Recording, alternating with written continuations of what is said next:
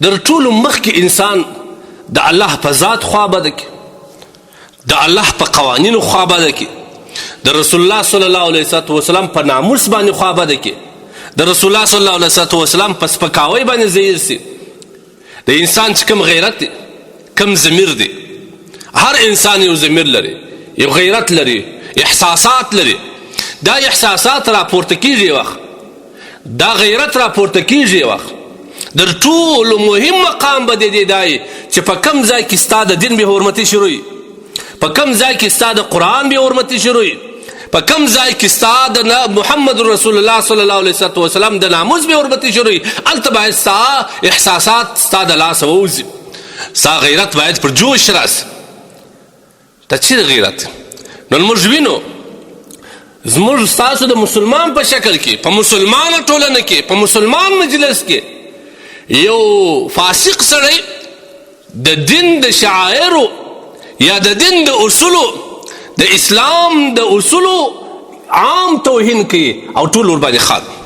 دا بل ورځ به تاسو لیدلي، دا دوه کسان دي، یو دلته افغانستان کې په غزني کې دي که په کوم ځای کې دي، یو دغه دی الله دې دته هدایت وکړي، که هدایت نه خدای دې د مځکې سرزمینې پاکي. دا د روزي خان په نامه دي که څوک مخامخ په عام مجلس کې د تبلیغ توهین کوي او ټول خلک ورباندې خاندي.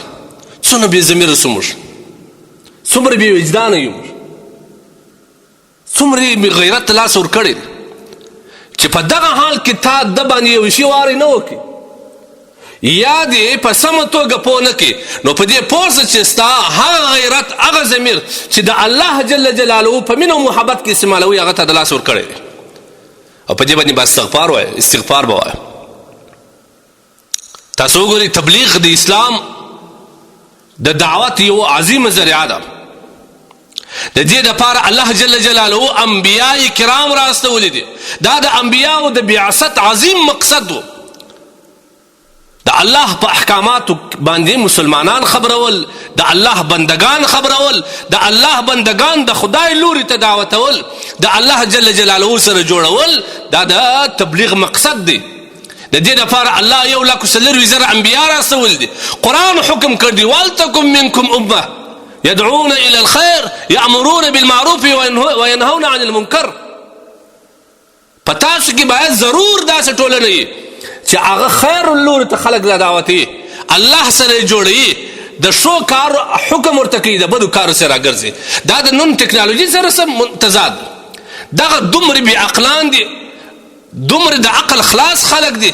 و د الله بنده د قرآن قانون، د الله قانون، د اسلام ارکان، د اسلام وینا، د اسلام ښوونه، دا د وخت د ټکنالوژي او د عصري او د جدیت سره څه مقابله کوي؟ ته دومره احمق یې چې ته دا نه پوهېږې چې د اسلام او جدیت سره مخامخ کوي. د الله قانون، د الله حکم چې پر موږ باندې موږ یې مکلف یو، هغه به کوو. ته دا هغه سره برابر یې. یعنې که ته ولاړې په دنیا کې مخ ته ولاړه، ته په جدیدیت کې روان یې، ته نوی عصر دی، نوی بدلون دی. لکه ته چې وایه نو بارت لمونځ پرېږده، نو خو جنازې هم پرېږده، نکاح یې هم پرېږده، د هغه یې سره کور ته راوله. د الله بنده څومره احمق یاست، څومره عجیبه فکر مې دی. اسلام خو د قیامت دپاره الله را رسولی دی، قرآن خو د قیامت د هغه قرآن دی، لمونځ خو د قیامت د هغه لمونځ دی، اودس خو د قیامت د هغه اودس دی. دغه لمونځ، دغه اودس، دا به نوي نسل ته څنګه ورزده کوي؟ خو د دغه لارې به ورزده کېږي. خبیثه ته دا وایه چې خلک ولاړه اسمانو ته وختل، تیارې یې جوړ کړه، فلان یې وکړه، فلان یې وکړه، موږ دروسه اودسه ګډمې په لاس کې. په دې خبره ته د ایمان اوازه که ستا دغه ایمان او عقیده دې هم دغه د دې او د هغه سره څه د اسلام په بڼه کې دننه مسلمان څه د اسلام په احکاماتو ځان برابر که وخه اسمان ته وخځې، څونه غټ ویاړ او افتخار به دي. ته د سپوږمۍ د ختلو دپاره، ته د ټکنالوژي لاسته راوړلو دپاره خپل دین پرېږدې، دونه بې وجدانه یې. او دلته خلک ورته ناست ورته خاندي هم. دا یو نااهله فاسق سړی دی، بار بار یې معافیانې غوښتي دي، کله کله د یو چا او عزت ته لاس ورواچي، کله د چا پر مشرانو باندې لګېږي ته اهانت کوي، کله کله د قرآن یا د اسلام د ارکانو د لمانځه اهانت یې کړی دی، د تراود یې کړی دی، د پیشلمي دا یې کړی دی. اوس یې دا بیا د تبلیغ دا وکړي. دا سړی په سمه باندې باید سر خلاص کړي، که نه اوس هم الحمدلله د اسلام په تنګاز شته، داسې کار والا در سره وکړي چې په ځان دې په ول لاکپ وکړي. احمقه ته دومرې بېوقوفه خلک درته ناست دي هغه هم درته خاندي په هغه کې یو دومرې ضمیر والا سړی نسته دومرې غیرت والا سړی نسته چې دا غاړه دې ونیسي لاندې دې د کوسې راشوه کړي. اول دا ستا پیر دی ته نه شرمېږه په دې لاره پر دې رقم پیسې پیدا کوې د خلکو په بېعزتي کې په غیبت کې په تمسخر کې د مسلمان په ذلیله کېدو کې د مسلمانانو د مشرانو په ذلیله کېدو کې د خپل دین په اهانت کې ته پیسې پیدا کوې. زار دې څه دغه رقم په ضلالت مرګ به مردارېږي. د الله بنده خو ځوان یې طاقتمن یې په بله لاره پیدا کړه. ته څه مکلف یې د دې چې خامخا به ته خلک خندې. بس تا دا زندګي د دې لپاره قربان کړې ده چې د خلکو په اهانت کې د مشرانو په بېقدري او بېعزتي کې د اسلام په توهین کې د امام په توهین کې د ملا په توهین کې د قرآن په توهین کې بس ته خلک خندې د دې د لارې به ته پیسې لاسته راوړې. دا کسان دې واوري ته په دغه پسې ګوره زه به مړ یا به ژوندی یم که دغه سړي د دې کار لاس نه واخلي دا به په ډېر ضلالت مرګ باندې مري. ولې د خدای بنده صحیح ده دا خو په اسلام کې هېڅ عیب نه دی چې مسلمان سړی باید خندرو وي لیکن دغه ترې زده کړه دا ستا اسلام الحمدلله قوانین لري. انسان خندول د بل مسلمان په تسجیل کې په هغه ځای کې ناست مسلمانان دي پر دغه باندې هم ګپې کوي په دې مسخرې کوي هغه ذلیله کوي د ټولو انسانانو. ولا یسخر قوم من قوم قرآن دا حکم نه دی یو بل مه سره ذلیله کوئ تمسخر مه پر کوئ ته یې ولې کوې نو خو دا د یوله ګناه کبیره وکړه. ولا یغتب بعضکم بعضا د پلانکي کره دی او د پلانکي کره د هغه خلکو غیبت کوي د هغو توهین کوي د هغو تذلیل کوي. دا په اسلام کې تاته روا دی؟